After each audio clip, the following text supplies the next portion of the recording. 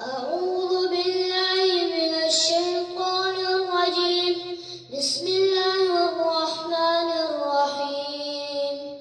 يا أيها المزمل قم الليل إلا قليلا نصفه وانقص منه قليلا أو زد عليه ورتل القرآن ترتيلا إنا سنلقي عليك قولا ثقيلا إن ناشئة الليل هي أشد وطئا